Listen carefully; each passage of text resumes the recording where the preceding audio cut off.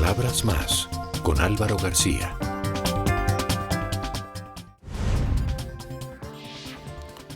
Hola. Sin duda, el año 2017 está lleno de preguntas y expectativas. El mundo se asoma a un nuevo orden que se expresa en el pensamiento y las acciones del presidente de los Estados Unidos, Donald Trump. Colombia da los primeros pasos después de la firma de los acuerdos de paz con las FARC y empieza a ver en el horizonte el nuevo movimiento de la campaña presidencial que se avecina. Los desafíos que enfrentan nuestra economía, el medio ambiente, fenómenos como el populismo y la corrupción, las nuevas expresiones del narcotráfico, la rabia en algunos sectores de la sociedad, la pugnacidad, la indignación, las redes sociales y los mundos de la mentira, la verdad y la postverdad. Todos estos fueron temas abordados en el gran foro ¿Para dónde va el país?, de Semana y Red Más Noticias, presentado por Claro y con el apoyo del Grupo Aval. Hoy presentamos una edición especial de Palabras Más, con el panel político de este foro, en el que estuvieron presentes varios de los más opcionados aspirantes para suceder a Juan Manuel Santos en la presidencia de Colombia. Iván Duque Márquez, Humberto de la Calle, Marta Lucía Ramírez, Claudia López, Sergio Fajardo y Jorge Enrique Robledo expusieron y debatieron sobre temas clave del presente y del futuro de Colombia. Nos gustaría recibir sus comentarios en @RedMasNoticias, @AlvaroGarcíaJ, @PalabrasMás. Bienvenidos a esta emisión especial de Palabras Más con el Gran Foro Colombia 2017.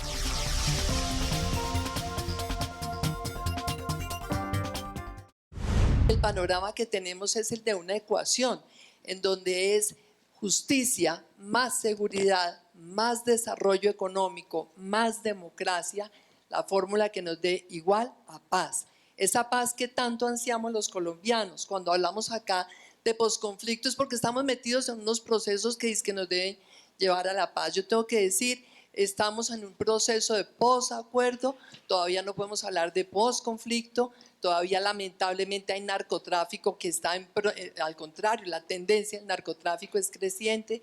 ¿Cómo vamos a acabar el conflicto en nuestro país si sigue habiendo estas cantidades inmensas de narcotráfico? Pero evidentemente los escenarios de la política no son nada sencillos. Vemos un panorama en el cual existe una gran desconfianza de los ciudadanos frente a la clase política y también hay que decirlo, existe esa polarización absurda que tenemos que corregir. Acá tenemos que ser capaces de desarrollar un concepto de nación, tenemos que ser capaces de unificar criterios, de trabajar hombro a hombro, aunque pensemos distinto, aunque hagamos parte de partidos diferentes o de ningún partido. Y yo creo que hoy sí tenemos el riesgo del populismo en Colombia justamente por esa desconfianza ciudadana. Desconfianza con toda la razón, porque lamentablemente tenemos un Estado que está incumpliendo las expectativas de los ciudadanos, un Estado que no cumple con los derechos ciudadanos que están consagrados en la Constitución, de tal manera que en esta etapa del posconflicto tenemos que lograr realmente, en primer lugar, que haya una reforma política que ponga de verdad en cintura a los partidos políticos, a quienes ejercemos la política, que realmente en esa reforma política haya transparencia, sobre todo sobre el uso de los recursos que llegan a los partidos, sobre el uso de los recursos de las campañas, pero sobre todo transparencia para evitar que los recursos del narcotráfico y los recursos de la minería ilegal, de las extorsiones, sean los recursos que se utilicen por parte de las FARC en el ejercicio de la política. Porque en ese panorama, el corto plazo en la política, tiene que estar la claridad absoluta. En mi caso, vamos a combatir a las FARC en el escenario de la política, en las urnas, frente al voto de la opinión y frente al voto de los ciudadanos, porque sabemos que evidentemente hay ventajas enormes hasta cierto punto para ellos en las condiciones que han obtenido en el acuerdo, para no entrar ahorita y hablar del tema justicia, del tema, por supuesto, entrada a la política sin haber pagado ninguna condena. Hay algunos que dicen, no se preocupe, las FARC no van a llegar al poder, fíjese que los del M-19 no han llegado, pero como han estado de cerca, han llegado a gobernaciones, a la alcaldía de Bogotá, nos volvieron Bogotá un desastre, y eso que ellos no tenían carules gratis, eso que ellos no tenían acceso a los medios de televisión, ni las emisoras, etcétera, etcétera. Entonces, ¿qué es lo que viene?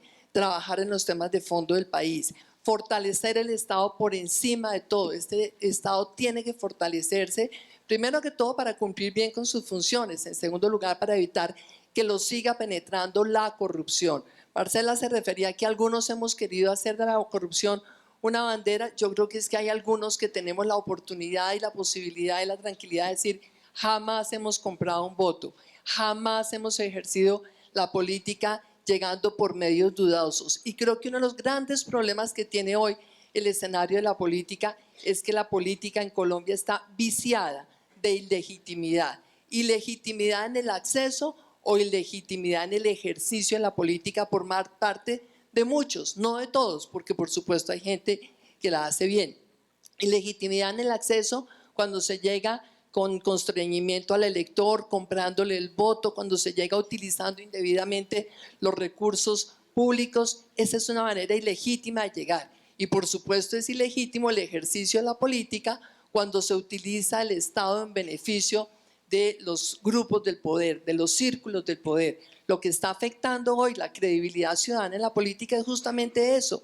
El ciudadano del común no tiene acceso a los bienes públicos, no tiene acceso a los servicios del Estado, sino es a través de toda la cantidad de roscas, de maquinarias, de cosas indebidas. Tenemos que lograr que la política en Colombia signifique el buen manejo del Estado, signifique una gerencia pública eficaz, signifique procedimientos que sean transparentes. Estoy totalmente convencida que tanto que se habla en estos foros de competitividad y las empresas se esfuerzan en innovación y en inversión y en hacer esfuerzos en diversificar sus portafolios, pero ¿por qué nunca se habla de la productividad del sector público? ¿Por qué nunca ponemos indicadores de gestión? Todo este aumento que ha habido en la nómina oficial, en la nómina paralela, en los contratos de prestación de servicios, ¿qué resultados han producido? ¿Qué tanto más eficiente han hecho el Estado? O por el contrario, ¿qué tanto menos eficiente es justamente por toda esta carga económica gigantesca que hay hoy? Nosotros obviamente en esta etapa del posacuerdo con las FARC sabemos que de todas maneras pues hay que lograr que buena parte de este trabajo político que se va a hacer por parte de los distintos actores se haga con un compromiso que la ciudadanía después realmente exija. Porque cuando hablamos de las deficiencias en la política también tenemos que hablar de las deficiencias en la ciudadanía. Necesitamos una ciudadanía madura, que participe, que utilice los distintos instrumentos de participación ciudadana, una ciudadanía que entre otras cosas realmente sea la que esté permanentemente exigiendo resultados a los partidos políticos, esos partidos que tienen que ejercer como notarios públicos cuando están dándole fe a la ciudadanía que los candidatos que ellos presentan son idóneos. Idóneos porque tienen el conocimiento, porque tienen la preparación, porque tienen la experiencia, e idóneos porque son impecables con lo público. Acá en Colombia realmente en este momento creo que sí existe el riesgo del populismo, tenemos que conjurar ese riesgo. Estamos viviendo un momento en donde la falta de credibilidad de toda la clase política, la insatisfacción con el manejo del Estado sí nos pueden llevar en un camino realmente perverso para Colombia. Y la responsabilidad de todos, no solamente de nosotros los políticos, de ustedes, los empresarios, los ciudadanos, los académicos, de los medios de comunicación, es resaltar que esta es una nación que tiene que tener realmente un objetivo común. Tenemos que avanzar todos hacia ese objetivo del desarrollo, del progreso, del bienestar, de la convivencia pacífica de los colombianos, y aquí todos tenemos responsabilidades, empezando obviamente por los políticos. Cualquier nuevo presidente de Colombia debería comprometerse con honrar esos acuerdos y las normas que se asuman en función de esos acuerdos. Al final voy a insistir por qué eso es tan importante. Ahora, ¿debemos respaldar esos acuerdos porque sean perfectos? No, lejísimos de que sean perfectos. Por ejemplo, el acuerdo de curules con las FARC, que nosotros en general respaldamos para que entren al Congreso, amenaza nuestra presencia y la de las fuerzas alternativas en el Congreso de Colombia. O sea, aquí podríamos caer hasta en el ridículo global de que ellos entraran por una puerta y nosotros saliéramos por la otra puerta. También es verdad que los acuerdos dicen, otro ejemplo de cosas que no comparto, la reforma rural integral se adelantará en un contexto de globalización, no de relaciones internacionales, sino de globalización, con las implicaciones que eso tiene, y de políticas de inserción en ellas por parte del Estado colombiano. Pareciera que 25 años de desastres nada le enseñan a la vida del país. Entonces, dicho que no son perfectos, agrego esto. Los defendemos y los hemos defendido. Nos parece supremamente importante desarmar a las FARC, que termine esa violencia, que cambiemos la manera de pensar de tantos colombianos y por eso es que estamos respaldando ese proceso. Pero ojo con esto, los demás problemas del país no se modifican en absolutamente nada en los acuerdos. Sobre eso no hay que aceptar las ideas demagógicas de que es que allí se pactó una transformación profunda de los demás asuntos de la vida nacional. No lo digo como una crítica, simplemente como una realidad. O sea, aquí vamos a seguir con los problemas de desempleo, de pobreza, de crisis agraria, de crisis industrial, de crisis de salud, de crisis de educación, de crisis pues de los déficits gemelos. Vamos a seguir con las otras violencias vivas y coleando, va a seguir esta corrupción insondable que se ha tomado este país.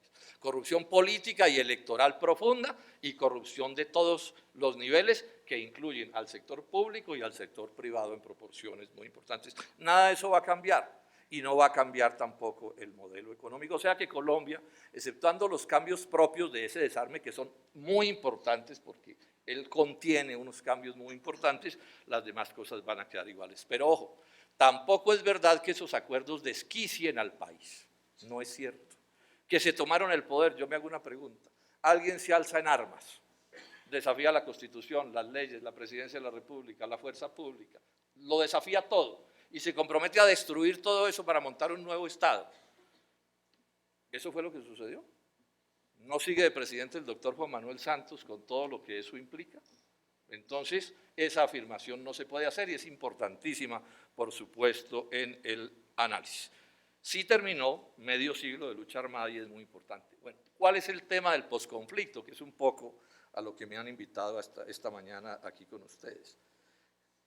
Dos riesgos tiene el posconflicto. El primero, que como no van a cambiar profundamente las condiciones sociales del país, ni las condiciones económicas, ni una concentración de la riqueza espantosa, no va a cambiar con los acuerdos, que a algún genio se le ocurra en los próximos años proclamar otra vez la necesidad de la lucha armada en Colombia porque no se arreglaron las cosas. Y que la élite de este país acepte baratijas ideológicas como esa que se aceptó durante medio siglo de las causas objetivas y subjetivas del alzamiento armado.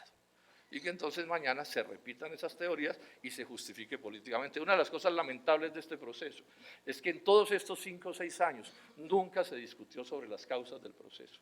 Nunca se preguntó por qué hubo unos que queríamos cambiar a Colombia y la queremos cambiar, nunca nos alzamos en armas. Y no lo hicimos porque no tomamos esa decisión política, porque creíamos que en las condiciones de Colombia no había por qué plantear las cosas de esa manera. Pero repito, ese es un riesgo que está allí, porque, insisto, no van a cambiar las condiciones sociales del país. ¿Cuál es el otro riesgo grande? ¿Cuál es el otro riesgo grande? Es que este debate sobre las FARC no concluya, ni este debate sobre este proceso armado, este debate no concluya, y sigamos en una especie de confrontación de perros y gatos en torno al sí o al no. No es el problema de que haya el debate, es el tono del debate. De forma tal que nos impongan que en las próximas elecciones otra vez el debate sea sobre los asuntos del proceso de paz y nos han clavado ya como 5 o 6 presidentes con esa idea. Pero con un agravante, es que las principales opciones que se enfrentan con esas teorías en todos los demás asuntos de la vida nacional son como hermanitos gemelos. Coinciden en todos, hagan el balance de lo que está pasando en el Congreso de la República y ustedes lo verán. Colombia necesita debatir otras cosas. Los problemas del país son extremadamente graves, extremadamente complicados y deben ser debatidos con toda seriedad. O sea, no permitamos que otra vez este asunto nos lleve a la condición de que sin importar quién gane, siempre ganen los mismos. Las malas políticas, las malas determinaciones, las malas orientaciones que han impedido que este país salga adelante. Hubo un capitalismo, este es un debate en el seno de la economía de mercado, un capitalismo de $6.000 de producto per cápita y quieren que el país resuelva sus problemas. Un país con las peores concentraciones o desigualdades sociales del mundo y queremos que el país resuelva sus problemas. Si esos problemas no los abordamos, no va a ser posible resolver ni uno solo de los otros asuntos. Y esa maniobra, que es una maniobra política, calculada para regresarnos al bipartidismo, otra vez a ese horror del bipartidismo, al Frente Nacional con nuevos nombres, ese es el riesgo que estamos corriendo. Al clientelismo como política de Estado, que espero poderlo mencionar en alguna de las preguntas. El clientelismo en Colombia no es una perversión del sistema electoral, es el sistema. Está definido desde hace medio siglo que las elecciones se ganan de esa manera. Pero además esto nos llevaría a otro problema que sería trágico. A este proceso de paz le está faltando una cosa que si no se resuelve, no se resuelve nada. Este es un proceso de paz que no aprende de la experiencia del fin de la violencia liberal conservadora. ¿Por qué se superó esa etapa de la vida del país? Bueno, hubo Frente Nacional con la dictadura bipartidista, que fue un aspecto negativo. Hubo Frente Nacional con toda la corrupción que sembró en la vida del país. Pero hay que reconocer una cosa, ese Frente Nacional eliminó o terminó con la violencia bipartidista liberal conservadora. ¿Y por qué se dio? Porque hubo un acuerdo entre las jefaturas de los partidos para no seguirse matando. Pero hubo otra cosa que no sé hasta dónde hubo conciencia en ese momento, yo era muy joven, que es lo que yo he llamado un acuerdo en torno al desarme de los espíritus. A mí me tocó de niño y a mí en mi casa me enseñaron a odiar y a temer a los del otro partido. Y a mis vecinos les enseñaron a odiar y a temer a los del partido de mi familia. Pero nunca vi yo a mi padre en ninguna escena social o de cualquier tipo enfrentado por esos temas del pasado de la violencia liberal conservadora. Hubo un acuerdo entre todos los colombianos, como el que hubo en Angola, según leí en estos días, para desarmar los espíritus. ¿Qué es desarmar los espíritus? No que se acaben las controversias, no que terminen las contiendas. Yo no me voy a volver amigo ni de la Unidad Nacional ni del Centro Democrático, tengo puntos de vista completamente diferentes con ellos, pero aquí sí hay que definir cómo va a ser el debate. O sea, el debate de los tiempos de la violencia y la confrontación armada y de la matanza se va a trasladar, a pesar de los acuerdos, al futuro de la vida del país. En esa especie de corcho en remolino nos van a encerrar en los próximos años en la vida nacional. Pienso que sobre esto se debiera promover algún tipo de acuerdo para que se cambiara en ese sentido la controversia, porque lo que hoy tenemos no es eso. Y mucho me temo que nos vuelvan la campaña electoral otra pelotera en este sentido y no salgamos de esa tragedia que hemos vivido durante tanto tiempo y que sobre todo además no nos dejen debatir con rigor y con seriedad los demás problemas del país.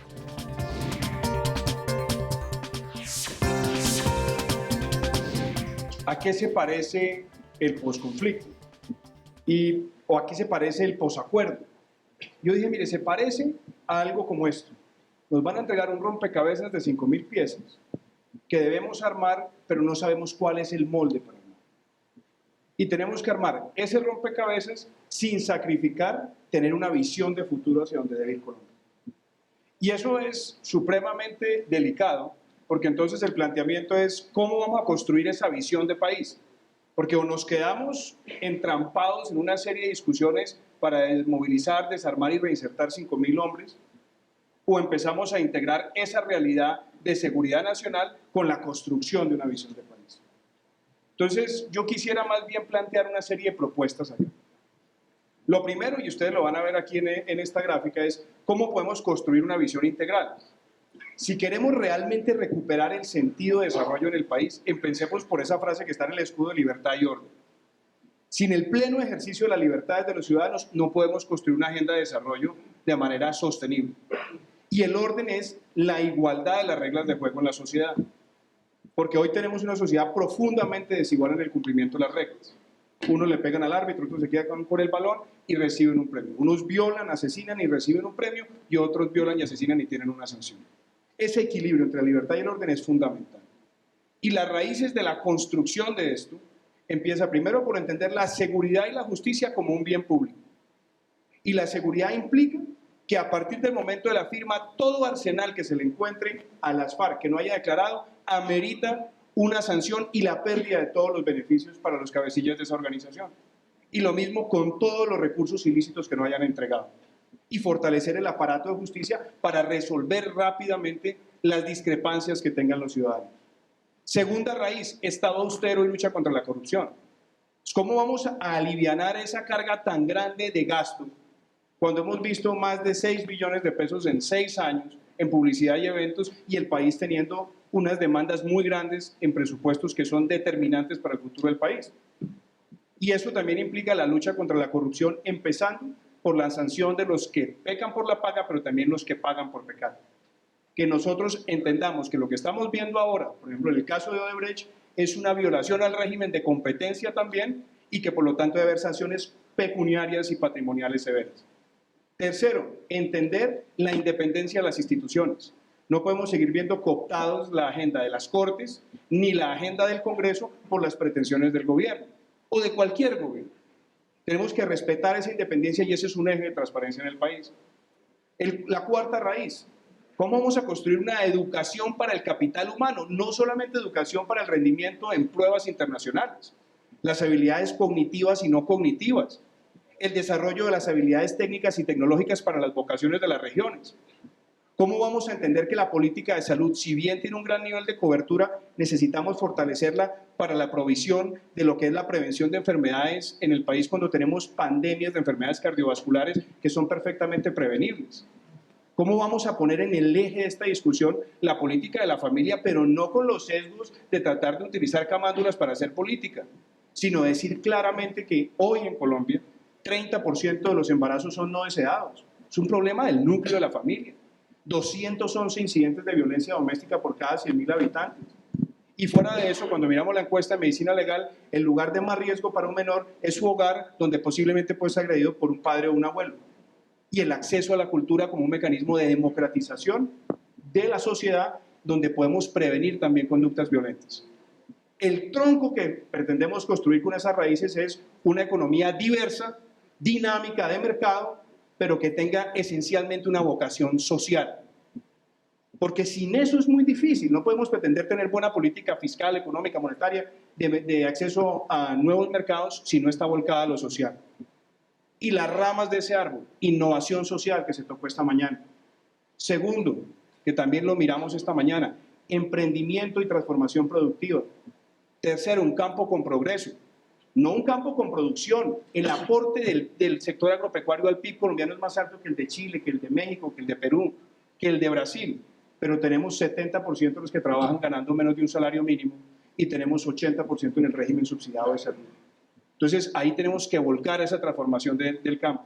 Tecnología, ciencia, economía naranja y deporte como prevención de ciertas actitudes negativas de la sociedad, pero al mismo tiempo para impulsar el talento como fuente de riqueza. Infraestructura y obviamente el concepto de ciudades con calidad de vida, donde está todo el eje transversal que mirábamos esta mañana escuchando la presentación de Luis Fernando Arboleda.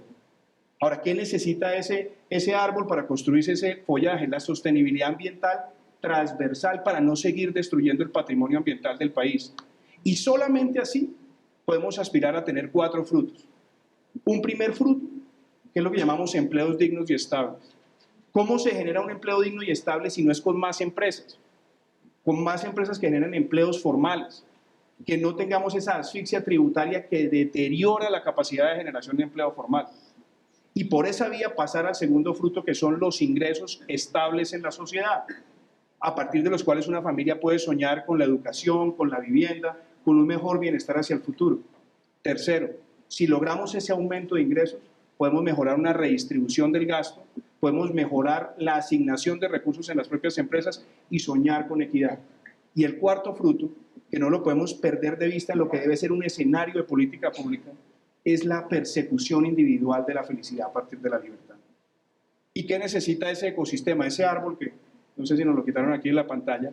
Necesita, por un lado, la participación ciudadana para darle el agua a ese ecosistema y la transparencia como un eje que le va a dar la luz a ese ecosistema. Esa propuesta que nosotros estamos trayendo acá es la que yo espero que podamos discutir para el futuro del país y que eso implica que no estemos maniatados solamente a 5.000 hombres armados en su proceso de desmovilización, desarme y de reinserción, porque obviamente frente a ellos hay que tener implacabilidad en la aplicación de la justicia para que no reincidan.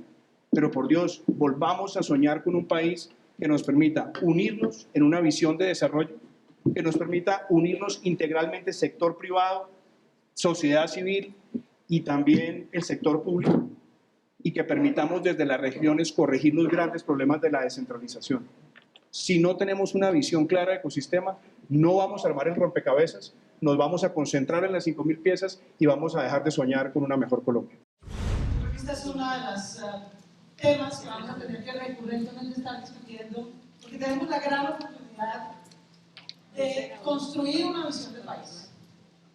Esta generación de colombianos, la generación que está hoy viva, va a poder reescribir la historia de Colombia, va a poder decir con orgullo que acabó con el último conflicto armado que había en todo el hemisferio occidental, desde Canadá hasta Chile. Va a poder decir que terminamos una guerra de 52 años. Y estoy segura que va a poder decir que después de terminarla, no solamente logró cumplirle a las víctimas, sino que se puso un gran propósito que nos debe unir a todos en nuestra condición de ciudadanos, que es domesticar la clase política y derrotar la corrupción. Creo que ese es el gran cuello de botella para cualquier cosa que queramos hacer hoy. Cualquier cosa que usted quiera construir hoy en Colombia, un empresariado moderno, no puede subsistir compitiendo contra empresarios corruptos que pagan coimas y que tienen privilegios por cuenta de que tienen conexiones políticas. Así no se construye una economía de mercado moderno. Eso lo que hace es desincentivar a los emprendedores. ¿Cómo compite una firma de ingenieros colombianos, de jóvenes que se han formado en las universidades públicas y privadas del país contra corruptos como Odebrecht o como sus socios colombianos? Y quiero decir, por cierto, que no creo que a las firmas colombianas socias de Odebrecht hubiera decidido subsidiarles las coimas que pagó. No creo que de queridos dijeran, bueno, vamos a subsidiar a las firmas colombianas para obtener este negocio. Nosotros asumimos los costos y que ellos tengan los beneficios, francamente no creo. ¿Cómo podemos mejorar la educación, la primera infancia, la salud? Si sistemáticamente se roban los recursos de todo, de los niños, de la comida, de los maestros, de los hospitales. Cualquier sueño que tengamos en innovación y desarrollo, en desarrollo rural, en construcción de paz territorial. Si alguien entrara en este momento por las puertas de este salón, disparando, a ninguno de nosotros, por muy ciudadano que sea, se le ocurre salir con un letrerito que diga participe y vote. Todos nosotros estaríamos debajo de las sillas, muertos de pánico, no hablaríamos con los vecinos, romperíamos nuestros vínculos, viviríamos para resistir, no para construir. Así ha vivido un tercio de la población de Colombia estos 52 años de la guerra. Por eso lo primero que teníamos que hacer era sacar a esos ciudadanos que tienen limitada su ciudadanía de esa guerra, para que se puedan movilizar, puedan votar, puedan organizarse, puedan tener derechos de propiedad, puedan exigir la construcción de bienes públicos, puedan entrar a ser parte de la ciudadanía que nos va a ayudar a construir a Colombia. Lo segundo, tenemos que tener Estado. Aquí podemos cruzar la calle y nunca hay donde poner una denuncia. El centro de salud más cercano está a menos de 5 minutos. Eso no le pasa a esos 15 millones de colombianos. 15 millones de colombianos no ha visto un fiscal y un juez en su vida. A 6 millones de colombianos los expropiaron de facto en la mitad de la era de la confianza inversionista. De facto. De manera que tener Estado es tener seguridad, justicia y tributación pública. Eso es en últimas lo que las guerrillas y las bandidas hacen suplantando al Estado. Ellos sí recaudan impuestos, pero impuestos ilegales vía secuestro, vía extorsión o vía mangualamiento con corruptos. La seguridad y justicia es privada. Un señor con botas y fusil decide quién es dueño de quién puede vivir, quién no. De manera que construir seguridad, justicia y tributación pública. En este país prácticamente nadie paga predial rural. Nadie. Si no hay catastro y si no hay predial rural, no hay con qué proveer bienes públicos en la Colombia rural, que es la más atrasada. Y esto no va a ser vía regalías ni recursos caídos del cielo. Y por último, hay que construir una economía de mercado que funcione, pero que funcione para las características que tiene Colombia. Colombia no es una potencia petrolera, pero sí es una potencia en carbón, sí es una potencia en energía solar y sí es una potencia en energía eólica. Ahí debería estar nuestra matriz energética para reducir los costos que tienen nuestros empresarios hoy en su energía. Debería poder desarrollar eso que mi buen amigo del senador Iván Duque llama la economía naranja, la economía de la innovación, de la cultura, de la educación, de la investigación, del desarrollo. Ahí está nuestro potencial. Nosotros tenemos que tener que dejar de tener una economía en la que el gobierno vive de las rentas del subsuelo. Cuando se caen las rentas del subsuelo, entonces arranca a hacer una tributaria injusta y a clavarle IVA a todo el mundo hasta en la comida. Y en el que los poderosos y los que generan rentas en Colombia viven o de rentas del suelo o de rentas del poder. Miren ustedes, siguiendo el caso de Odebrecht, que no es un caso excepcional. El señor viceministro que se robó los 6,5 millones de dólares en una coima.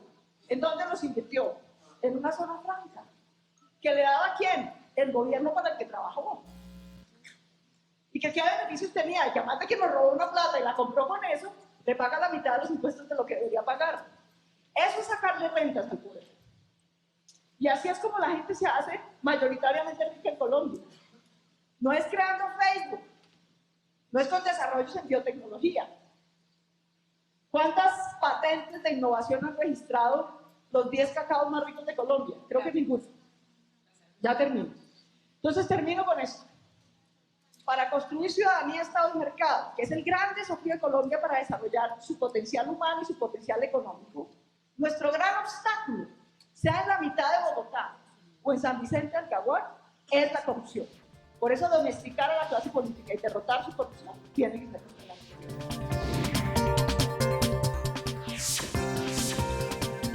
Muchas veces dice que tiemblen los corruptos, que tiemblen por supuesto. Y se dice es que se la roban en las regiones. Peso que se roban en las regiones, ustedes construyen una cadena y llegan aquí al Capitolio Nacional. No son los corruptos los que están en la región, esto es una cadena, esto es un sistema donde se han robado de manera sistemática la plata de nuestro país. Siguiente. Ahí está la última frase, que es la lapidaria y que es la culminación de todo lo que nosotros tenemos. Que roben pero que hagan obras. Es la sociedad sometida y eso está en tantas partes y se vanaglorian de eso. Después de reconciliar, apostarle a la reconciliación, vamos a luchar contra la corrupción, vamos a construir. Y vamos a apostarle a la capacidad de nuestras personas. Y vamos a cambiar de protagonistas en Colombia. Guerrilleros, paramilitares, narcotraficantes, ilegales y corruptos han sido los protagonistas de esta sociedad. Y nunca le hemos podido apostar a la capacidad de maestras, maestros, científicos, innovadoras, emprendedores, en el mundo de la cultura, que es donde está la riqueza que nosotros tenemos. Y es una decisión política. Vamos a cambiar de protagonistas y tiene que ser ya. No podemos esperar más tiempo. Esta paz que estamos firmando, que estamos avanzando, es una gran oportunidad. Aquí está la lucha contra las desigualdades. Es en este terreno donde nosotros definimos una lucha que tenemos que dar en esta sociedad. Colombia es profundamente desigual. Aquí nadie tiene problema. Aquí todos los hijos e hijas de ustedes tienen el problema resuelto con la calidad de la educación. El hijo mío, desde que nació, decía, ¿dónde irás a hacer el doctorado? Pero ese no es el problema. En este país, donde se nace, se determina en qué condiciones va a haber, en el sentido del territorio y de la condición social donde se está apareciendo las personas. Y es en la educación, una y otra vez, donde nos tenemos que jugar para cambiar todo esto. Enfrentar las desigualdades profundas e injustas en términos de personas y en términos de regiones. Todo esto, en medio de todas estas cosas, tiene que ser que nos permita llegar con educación, ciencia, tecnología, innovación, emprendimiento y cultura para cambiar este modelo de desarrollo. Hablamos de innovación, emprendimiento, a nosotros nos sobran los ejemplos. El problema de Colombia nunca ha sido la inteligencia de nuestra gente, la capacidad. Vayan para cualquier rincón de este país y van a ver gente capaz, brillante. Ese no es el problema. El problema es que nunca le hemos dado la oportunidad porque entre violentos y corruptos se han quedado con los recursos que necesitamos para poderle apostar a estas personas. Y aquí todavía estamos hablando de tener plata para la educación, para la jornada única. Eso es una vergüenza. Todos los hijos, hijas de ustedes, todos estuvimos en jornada única. Y estamos reclamando esa limosna permanentemente, esa injusticia profunda que nosotros tenemos. Lo más difícil de todo esto es de lo que habitualmente se habla, pero hacerlo. Hágalo. Haga una intervención integral. ¿Cuándo somos capaces de llegar con la educación, con la ciencia, con la tecnología, con la innovación, con el emprendimiento y la cultura en forma simultánea para transformar una sociedad? No pasa, porque esto está fragmentado y cada quien tiene un pedazo del Estado y la forma como llegan los recursos al territorio es fragmentada, dividida y cada uno se está perdiendo mientras que están llegando allá. Ese es el reto profundo y nosotros lo podemos hacer. Y el primer ejemplo que podemos hacer, y se puede hacer ya, porque nosotros sabemos hacerlo y mucha gente sabrá hacerlo, es la apuesta por el desarrollo rural. El desarrollo rural es una urgencia de Colombia y si componemos todas estas componentes lo podemos hacer nosotros ya. Pero esto tiene que tener los recursos. La reforma que se hizo no es estructural y los recursos no alcanzan. Y nosotros necesitamos, desde una sociedad que pagó el impuesto para la guerra, para enfrentar a la violencia, pues vamos a tener que hacer otra reforma tributaria para pagar el impuesto para la educación, para construir una sociedad justa. Y esto todo se puede hacer. Y nosotros hemos demostrado que se puede hacer luchando contra la corrupción y pasando esta página de la violencia, y nosotros somos capaces de transformar este país. Muchas gracias. La pregunta central, riesgo de populismo. Llevamos 200 años diciendo, no, Colombia está vacunado. No es cierto. Sí existe el riesgo de ese populismo que describió Marcela, que es una mezcla de odio, de venganza, de mentiras, de buscar las emociones, de olvidarse de la razón. no tiene color político en apariencia, pero sí lo tiene en el vestido. Se viste de distinta manera y yo creo que tenemos por lo menos dos riesgos de populismo en Colombia. El que pudiéramos llamar populismo de leche y miel, que es una falsa política social sin sostenibilidad, sin seriedad fiscal, que simplemente se convierte en demagogia. Y el otro populismo es el populismo conservador, el del autoritarismo. Aquí hay que regresar al pasado, mantener el statu quo y mezclar con esto mentiras, crear la desconfianza. Ese es un riesgo que también existe. Y creo que esos dos populismos están presentes como hipótesis nefasta para el futuro de Colombia. ¿Cómo enfrentar esos populismos? Lo primero, ya se ha dicho aquí y lo comparto, hay un tema profundo de equidad. Esa tarea no la hemos hecho.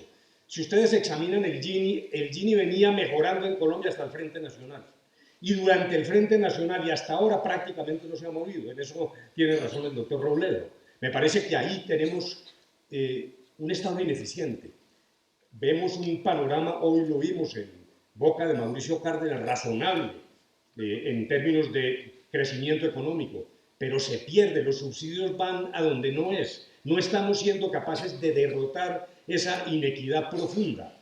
El sistema tributario no está cumpliendo con su tarea, que es la tarea de la redistribución. Sin una política social seria, que no es populismo, me parece que no seremos capaces de enfrentar el problema central de la equidad, cuya ausencia es uno de los motores del populismo. En segundo lugar, Marcela nos planteaba el tema de la democracia. La democracia está sufriendo una crisis en todo el mundo, no solo en Colombia. El paradigma democrático se basaba en decir, unos ciudadanos iguales votan y nombran unos señores que los representan. Y ese paradigma es el que está haciendo agua. No solo en Colombia, la forma de representación es la que es insuficiente, no nos metamos mentiras. Por ejemplo, hay un curvo, un elenco de nuevos protagonistas. Tenemos que aprender a manejar los movimientos sociales y eso se deriva incluso de los pactos de La Habana, porque esa va a ser una realidad en Colombia. Si uno utilizara la jerga de los economistas diría que hay una segmentación del mercado. Esta ya no es una discusión de partidos totalizantes con ciudadanos iguales, no. El signo de los tiempos exactamente no es la igualdad, sino la diferencia. Y por lo tanto tenemos que empezar a pensar en el mundo y en Colombia, en formas de representación que, defendiendo la esencia de la democracia, sin embargo, cree mecanismos que integren más a la sociedad. Uno de los elementos centrales de lo que se hizo en La Habana fue regresar a la microparticipación de las pequeñas comunidades. Hemos fracasado en el ideal de la participación del año 91, pero tenemos que ser capaces de recuperar a través de la paz territorial la capacidad igualitaria de los colombianos de forjarse su propio destino en aquello que les es elemental. Luego ha sido tratado el tema de la corrupción, pero digámonos la verdad, ¿dónde está la mata de la corrupción? En la política. ¿Y cómo? En la espiral que arranca en lo local y termina en la azotea, en el techo de la toma de decisiones. En lo local hay mafias ilegales, incluso a veces con armas que cooptan la política. Y ahí empieza a subir usted hasta llegar a un matrimonio de dañado y punible ayuntamiento entre el Ejecutivo y el Congreso. Y es un Ejecutivo que no tiene forma distinta de negociar con el Congreso sobre la base de un tejemaneje que pudiéramos calificar como clientelismo y que deriva en la corrupción. Yo estoy de acuerdo con el doctor Robledo. El clientelismo es inherente a la corrupción y esa corrupción está centrada en lo político.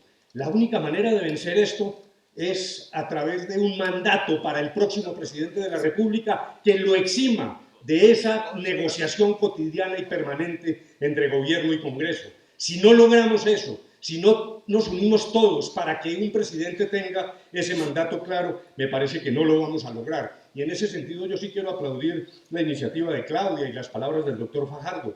He oído que la propuesta de una consulta sobre la corrupción, hay quienes dicen que es inocua o que las leyes ya existen.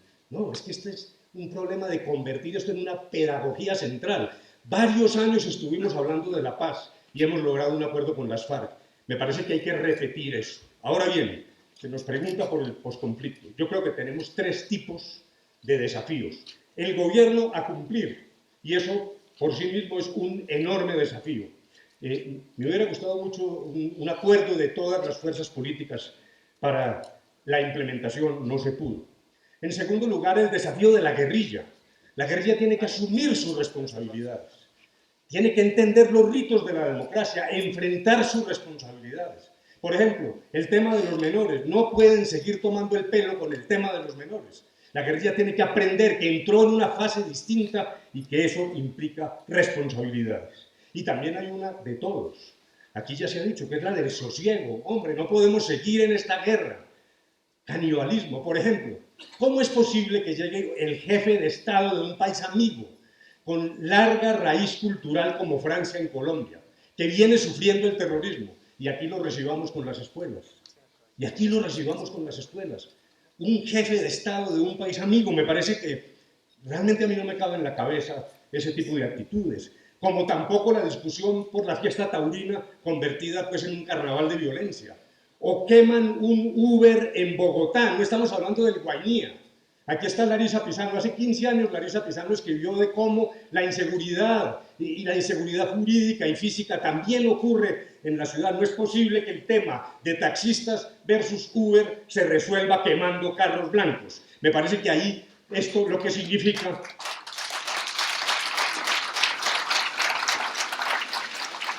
Esto lo que significa es que nos falta un camino por recorrer. Coca, bueno, ya voy a tener que terminar. Coca, no se trata de quitarle tanto la coca a la gente, sino quitarle la gente a la coca. Y eso fue lo que hicimos en La Habana. Y me parece que frente a la incertidumbre del nuevo gobierno norteamericano, lo que tenemos que hacer es responder con eficacia sobre ese nuevo modelo de lucha contra los cultivos ilícitos. Por fin, ya termino. Creo que al frente tenemos la necesidad de un liderazgo colectivo. Esto no es de hombres que hacen magia. Esto implica coaliciones, trabajar juntos, unirnos, obtener de la ciudadanía un mandato claro para una paz grande. Yo estoy de acuerdo con el doctor Robledo. En La Habana no arreglamos todos los problemas del país, y eso fue lo que prometimos precisamente, que no era con las FARC como íbamos a resolver los demás problemas que subsisten. Doctor Robledo, lo que sí no veo al frente de Colombia es ese frente nacional que usted dice. Yo sí creo que aquí hay dos caminos y dos modelos de país, y eso es lo que me parece que tenemos que resolver con liderazgo, con una paz grande. La oportunidad que da el Acuerdo de La Habana es una oportunidad. No hemos resuelto todo, pero sí creemos que podemos abrir caminos de cambio sobre la base de, ya se ha dicho, no dar marcha atrás. Lo que no podemos ahora es trabajar hacia el pasado.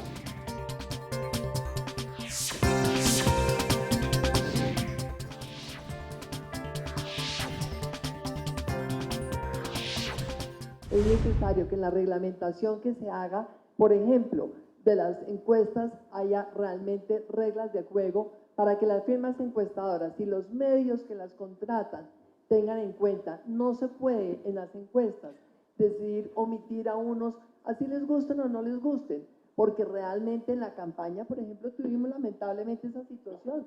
Hubo algunos a los que nos borraron encuestas, y eso hace parte de la invisibilidad que no es ética en un ejercicio electoral. Pero creo que acá lo importante es entre los candidatos. Acá sí que tiene que haber un pacto por eso, por el respeto, por el compromiso con la democracia, por el compromiso con el futuro de este país.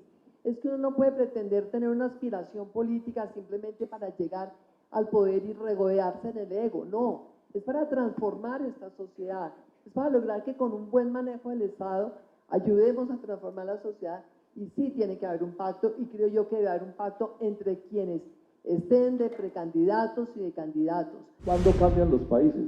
Cuando cambian los pueblos, y los pueblos se deciden a cambiar a los dirigentes. Esa es la única posibilidad. Entonces, estos cambios que se han dado en algunas partes del mundo, en algunas elecciones, para mí son en general y como principio bienvenidos. O sea, la gente se está rebelando contra los malos gobiernos, contra el desempleo, contra el hambre, contra la corrupción, contra todo lo que está pasando. Eso está muy bien que sea así, porque de ese cambio hay la posibilidad de acertar. Del statu quo tenemos la certeza de fallar. Ahora, ¿qué es lo que hay que resolver? ¿Cómo evitar que un Trump se aproveche de ese cambio para que se mantenga finalmente el statu quo? Bueno, también puede ser cualquiera que no nos guste, no importa, ¿sí? No importa quién sea, porque ese es un riesgo que está allí. Porque ¿cuál es, por ejemplo, el caso que estoy mencionando? el deseo de cambio puede servir para que quienes no quieren el cambio realmente, sino quieren mantener el statu quo, empeorar las cosas, lo hagan. Ese es el riesgo que estoy planteando. Pero eso no nos puede llevar a concluir que entonces que no cambie nada. ¿Qué es lo que nosotros pensamos que hay que hacer en Colombia? Hay que promover el cambio, hay que derrotar las viejas ideas, hay que derrotar a quienes han fallado en esa labor de gobernar. Ahora hay que cambiarlo con programas democráticos que no implican acabar con la propiedad privada, no se trata de que no promovamos la unidad de los sectores populares, de las clases medias, del empresariado, se trata de una concepción democrática de las cosas y supremamente amplia, pero cambio. Para llegar a esa limpieza y a esa transparencia de la política, yo creo que nosotros deberíamos darle a nuestros partidos la posibilidad de escoger a sus candidatos a través de los mecanismos más transparentes y democráticos posibles. Yo quisiera ver a todos los partidos haciendo consultas populares abiertas para que los ciudadanos vayan a las urnas y los elijan. Segundo, este debate tiene que estar centrado en propuestas, en visión de país, en ideas, pero con un elemento central. Cada candidato debe decir cómo va a financiar su plan de gobierno cuando presente el plan de gobierno, porque es la esencia de un voto programático donde el ciudadano no salga engañado. No podemos volver a ver promesas de 300.000 casas gratis que no se pueden financiar, ni bajar la contribución de los pensionados del 12 al 4% y después simplemente hacer conejo. Hay que sustentar fiscalmente cada propuesta de los candidatos. Y eso debería pasar por un filtro de profesional independiente, de académicos, de personas de la sociedad civil, de líderes de opinión, para evaluar quién está diciendo mentiras frente a la realidad fiscal del país. Porque la esencia del populismo, por lo menos del populismo que habla de grandes ilusiones, es pan para hoy, hambre para mañana, que es el caso que hemos visto en Venezuela y el que hemos visto en otros países de América Latina. Y creo que lo último debe ser esto. Hay que revisar muy bien las prácticas que puede tener en este momento la política con esa maligna práctica de la difamación mediática que llegó en las redes sociales hace años al país. Deberíamos también utilizar toda nuestra energía para enfrentar ese fenómeno que lo único que termina generando es violencia, agresión, descalificación y que lo que genera es odio frente a la práctica de la política. Sí, claro, bienvenidas las buenas maneras, el mejor lenguaje sin la hipocresía que justifica lo injustificable. Debo decir que mi mayor preocupación en Colombia no es el populismo, a mí me da mucha pena. Ahora resultamos pues en que haya un establecimiento corrupto que gobierna y una minoría decente que denuncia, eso es estadismo. Y que tratar de atentar contra ese magnífico orden es populismo. ¿No? Claro que no. Claro que esto es con cambio. Y claro que la contienda política implica, sin violencia, una confrontación de ideas legítimas. ¿Les preocupa mucho el populismo, mis queridos amigos? Dejen de robar, construyan equidad, ganen las elecciones con transparencia. Pero si siguen robando, si siguen haciendo clientelismo, si siguen cuidando privilegios en contra de las mayorías, pues va a haber populismo y bienvenido, porque si no, ¿cómo los van a derrotar? Yo tengo 60. O sea, a los 43 años de la Universidad de los Andes y de la Universidad Nacional dijimos, nos vamos a atrever a participar en política. Y nos vamos a atrever porque estamos indignados con lo que está ocurriendo y lo que ocurre en mi ciudad, Medellín, en ese entonces, y nos atrevimos porque dijimos, vamos a cambiar esto. Y no vamos a volver a decir, hay que hacer esto, sino que nos vamos a atrever a organizarnos para llegar al poder, tomar las decisiones y transformar la sociedad. Pero lo que descubrí desde ese momento en la política es el sentido de la trampa, la mentira que ha estado allá todo el tiempo en todas las formas posibles, que esa es la materia prima de la corrupción, que ese es el mundo de la ilegalidad para llegar al poder. Entonces la mentira hace parte de esa forma de la política que tiene que ver con corrupción para llegar al poder y hacer trampa y después quedarse con todo lo público. Eso no tiene nada de nuevo, nada de nuevo. Ahora lo que pasa es que con las redes sociales lo pueden utilizar de una forma expedita, llegar a tantas partes. A mí me preguntan, mira lo que está diciendo dijo que vos tal cosa. ¿Por qué no respondemos? O sacan los abogados, injuria y calumnia. Yo prefiero callar, así me duela, porque yo creo que la verdad y la decencia son la forma como debemos transmitir los problemas de nuestra sociedad. Colombia es uno de los países que tiene más desarrollada la legislación de partidos, legislación electoral, legislación sobre financiamiento de campañas, pero la realidad es otra, es puro fetichismo legal. Todos los días echamos reglas, normas, leyes, y la cosa sigue funcionando como siempre. Realmente me parece que hemos hecho una exuberancia de normas que termina tapando la realidad. Por ejemplo, el tema de financiamiento de campañas. Hay cosas mucho más prácticas y concretas que ayudarían. Grandes contratistas del Estado tienen que decidir dónde quieren jugar, como contratistas o metiéndole la mano a la política. Eso se controla de manera muy sencilla. El gran contratista del Estado que financie la política pierde el contrato y el elegido pierde su curul.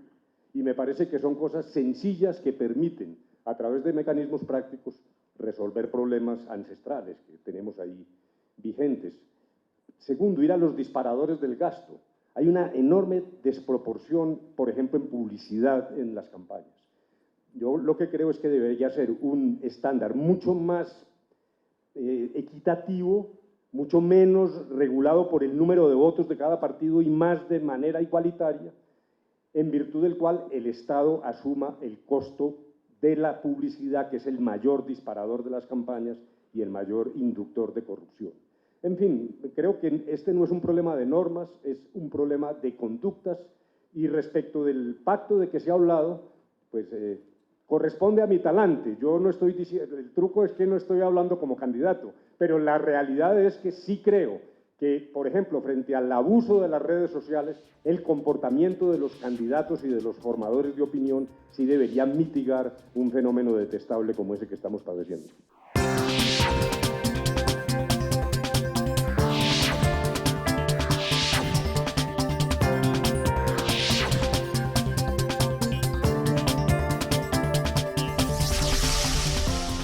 Palabras más con Álvaro García.